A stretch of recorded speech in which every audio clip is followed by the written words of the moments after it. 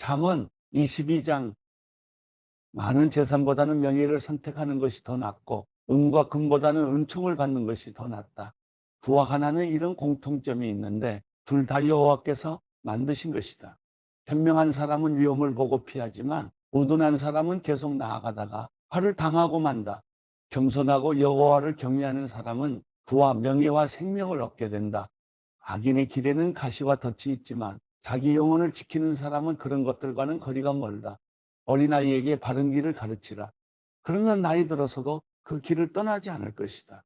부자는 가난한 사람을 다스리고 빚진 사람은 빚쟁이의 종이 된다. 죄악을 심는 사람은 거둘 것이 없으며 분노하며 시드르는 막대기는 부러질 것이다. 남을 잘 보살펴 주는 자는 복이 있을 것이다.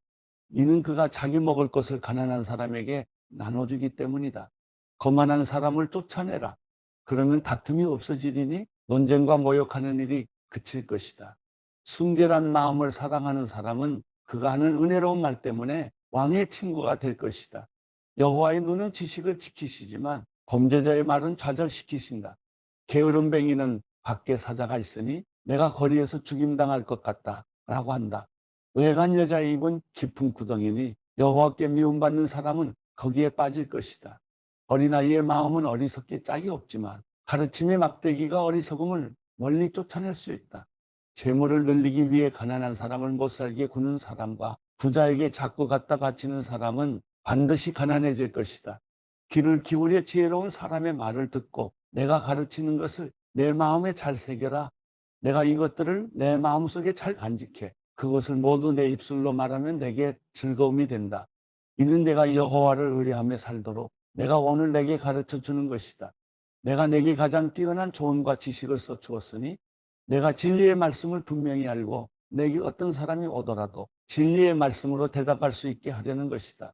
가난하다고 그 가난한 사람에게서 함부로 빼앗지 말고 불쌍한 사람을 성문에서 학대하지 마라.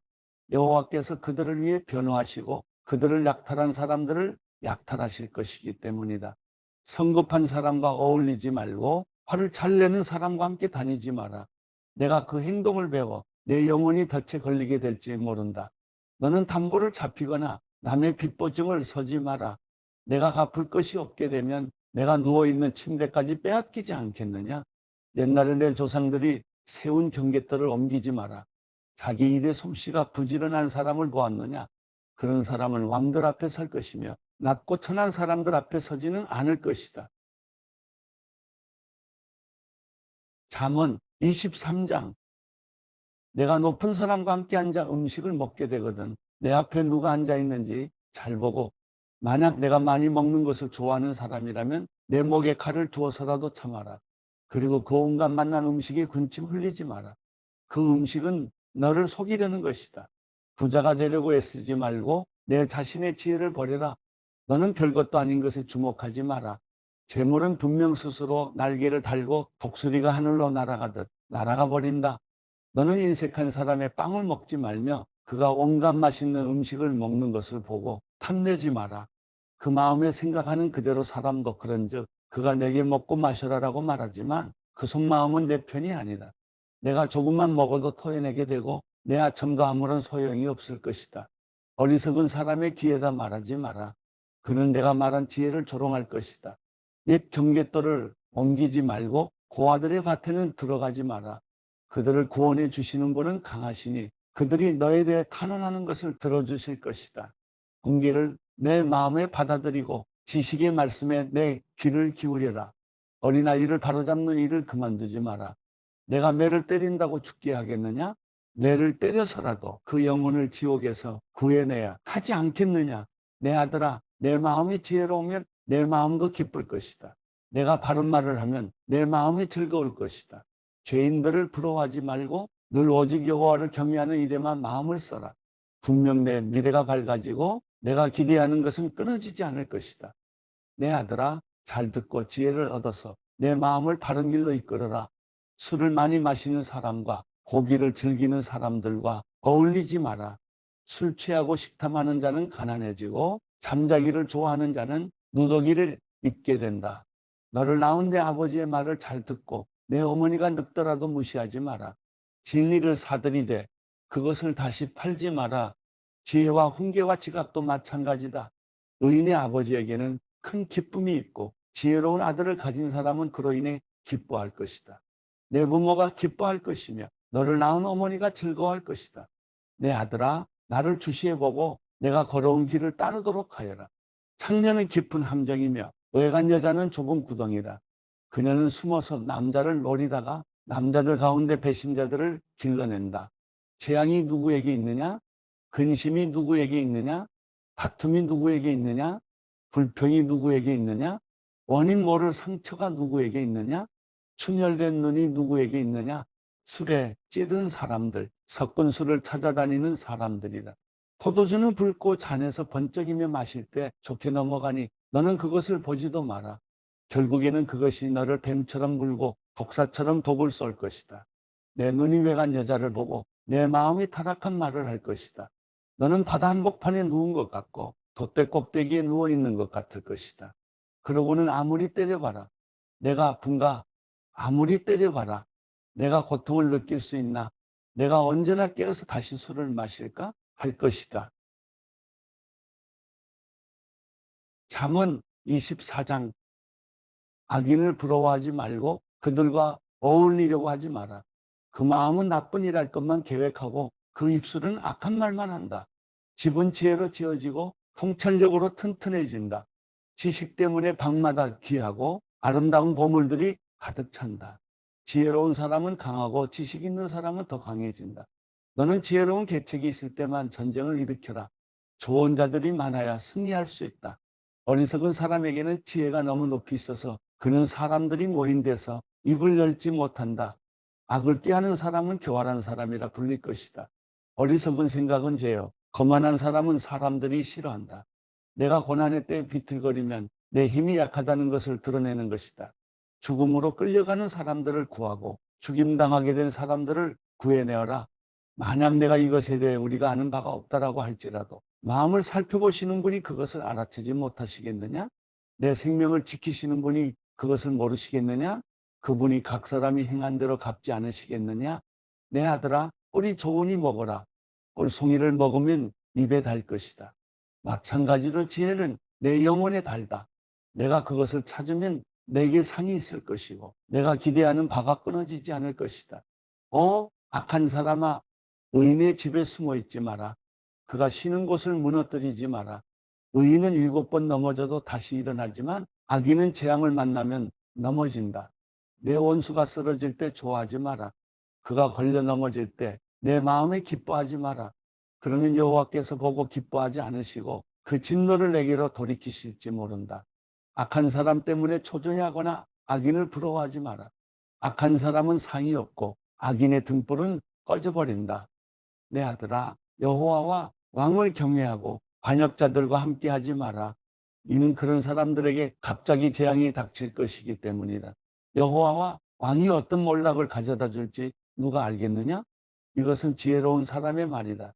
재판할 때 편견이 있는 것은 좋지 않다.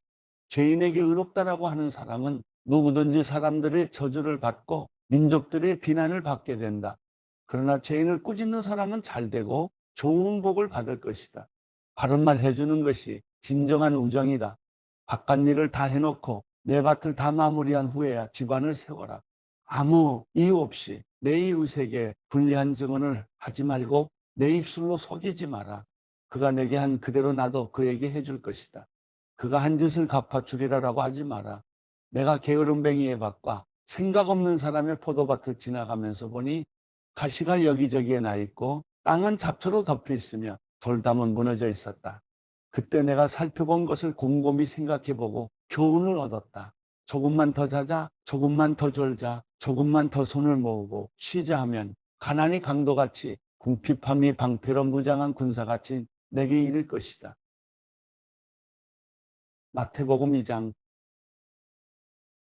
헤롯 왕 때 유대의 베들레헴에서 예수께서 태어나시자 동방에서 박사들이 예루살렘에 찾아와 물었습니다.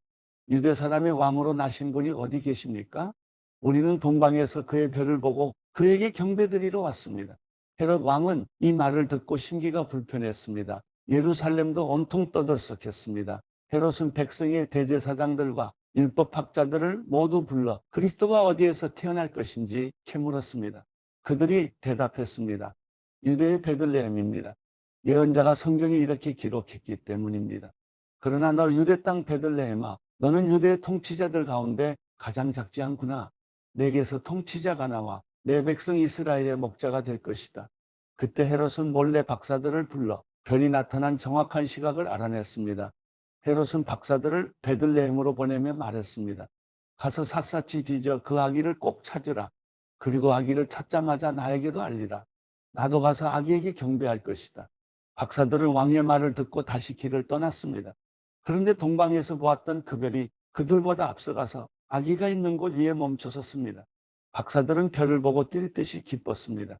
집으로 들어가 보니 아기가 그 어머니 마리아와 함께 있었습니다. 그들은 엎드려 아기에게 경배하고 보물함을 열어 황금과 유향과 모략을 예물로 드렸습니다.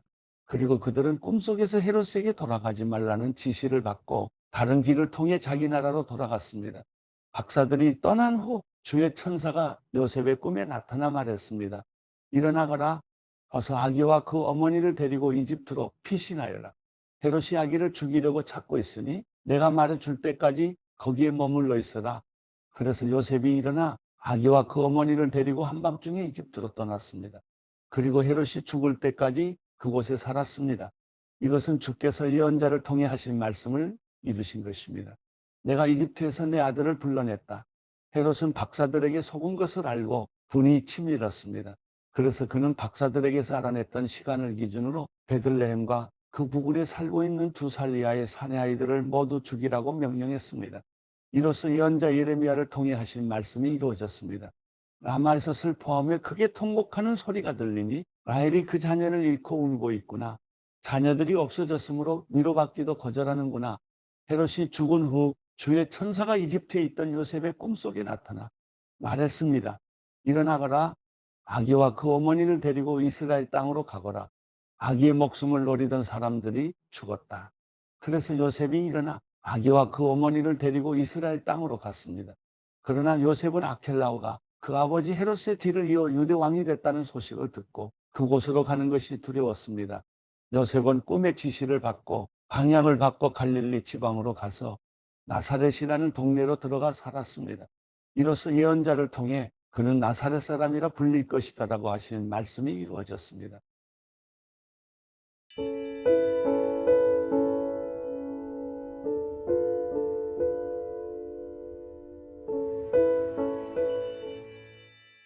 시편 93편. 여호와께서 다스리시며 위엄으로 옷 입으셨습니다. 여호와께서 힘으로 옷 입고 능력으로 무장하셨습니다. 세상이 든든히 세워졌으니 흔들리지 않습니다. 주의 옥좌는 오래전에 세워졌고 주께서는 영원부터 계셨습니다. 여호와여, 바다가 소리를 높이고 또 높입니다. 바다가 그 물결을 높이 듭니다.